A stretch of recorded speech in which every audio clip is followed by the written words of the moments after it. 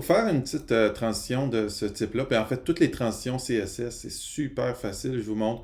On a juste à aller appliquer ça sur une division, la division dans laquelle tu aurais ton bouton, ton lien, ton image. Quoi que ce soit que tu voudrais qu'au survol, ça change. Fait que je vous montre brièvement ici, là, dans mon code ici, qu'est-ce que j'ai?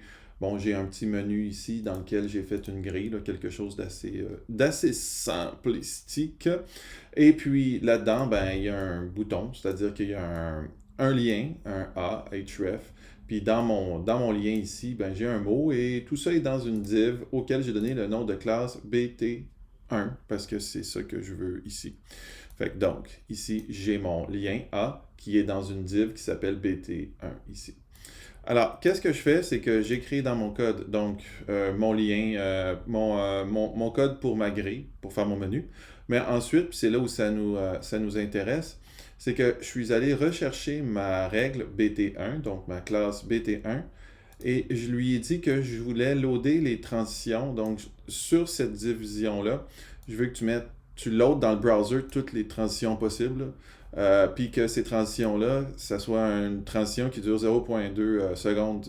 Parce que une seconde, ce serait bien trop long. Fait que 0.2 secondes, c'est juste assez rapide pour que ce soit sweet au hover. Puis ensuite, la transition de mon choix, c'est ease in, ease out.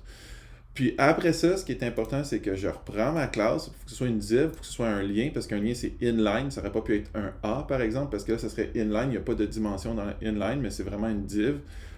Donc, un argument bloc. Puis là, à mon argument bloc, ce que je fais, j'aurais pu prendre un A puis lui dire de se transformer en bloc aussi, remarquez, là, mais bon, c'est plus facile si c'est un élément de type bloc.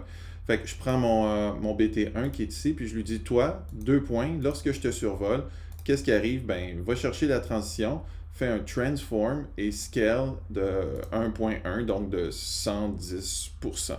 Fait que voilà, c'est tout. Lorsque je suis sur mon bouton et que je le survole, ben, il arrive à 120%. Regarde, je vais le mettre comme ça on va pouvoir le voir. Fait qu'il grossit de 120%, 1.1 plus gros. Et la transition, c'est de type ease in, ease out. Ease in, ease out. Donc, quand je rentre puis je sors, puis ça dure 0.2 secondes, cette transition-là. Puis vous pouvez la modifier là, à souhait. Là, si tu veux que ça dure moins longtemps ici, ben, ça va durer moins longtemps. Ça va être un petit peu plus rapide. Ça va être 0.1 seconde. Puis il y a tout plein d'autres transitions qui sont possibles. Je ne le ferai pas ici, mais regardez, vous allez sur W3School, vous checkez les transitions. Il y en a des tonnes de transitions. Il y a plein de types de propriétés qu'on peut aller modifier dans les transitions.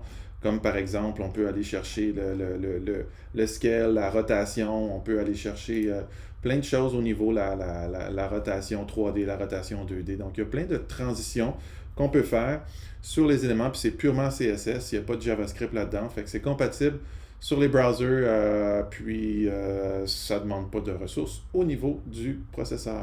Facile, fastoche.